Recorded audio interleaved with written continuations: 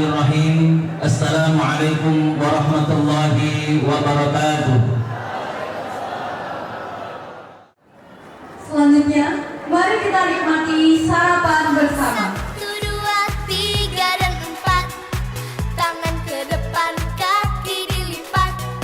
1, 2, 3 dan 4. Hidup sehat. 5, 6, 7, 8. Tangan ke depan, kaki ke belakang. 5, 6, 7, 8. Senam badan. Langkahkan kaki demi masa depan. Gerakkan tangan, hadapi tantangan. Melangkah maju dengan semangat baru. Langkahkan kaki demi masa depan. Gerakkan tangan, hadapi tantangan. Ambil darah juga ya. Dengan semangat. Dan besi itu tidak bisa tidak bisa dibuat dalam bentuk yang alami. Jadi zat besi itu Assalamualaikum warahmatullahi wabarakatuh. Perkenalkan, saya Marcelo Casanova dari kelas 1124. Saya pada pagi hari ini ingin mewawancarai Ibu Dokter. Tapi sebelumnya mari kita mempersilakan ibunya untuk memperkenalkan diri, Bu. Nama Ibu siapa, Ibu? Halo, nama saya Dr. Dila Anggita dari Puskesmas Sepinggan, dari dokter internshipnya. Jadi di sini kita mau wawancara Ibu. Nah, untuk pertanyaan pertama, bagaimana pendapat Ibu mengenai Hari Anak Nasional? Jadi untuk Hari Anak Nasional ini adalah hari di mana anak-anak ini lebih diperhatikan ya, kualitas hidupnya, kualitas gizinya, dan diperingati setiap tahun ya biasanya ya.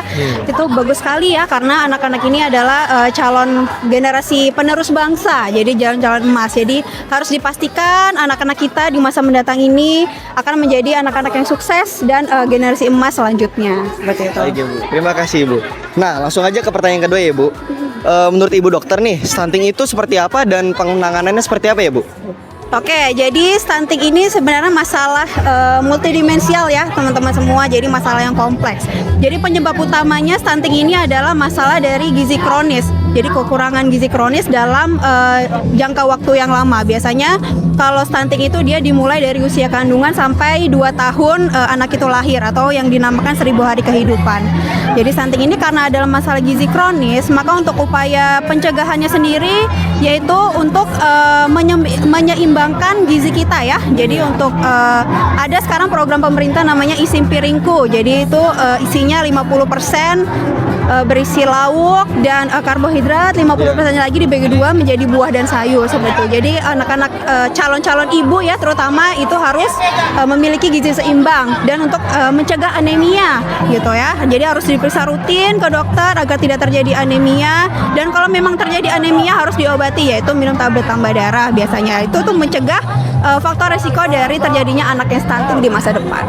Jadi seperti itu ya, Bu ya? Iya. Nah, jadi teman-teman, stunting itu memang dimulai dari masa dini ya, dan juga kalian harus memenuhi kebutuhan gizi kalian dari masa kecil hingga dewasa nanti. Nah, hubungan tentang masa remaja nih, Bu.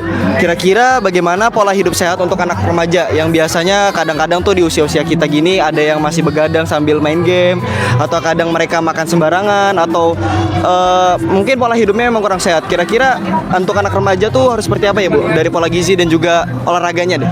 Iya, jadi sekarang tuh anak-anak karena mungkin ngerjain tugas juga kali ya sekarang ya. Jadi kalau untuk pola hidup yang sehat itu yang batasi jam tidur malam, jadi tidur minimal jam 10. Terus untuk makan gizi seimbang, kurangin untuk makanan junk food biasanya kan yang lagi rame, atau sekarang yang lagi ngetren tuh kopi-kopi ya.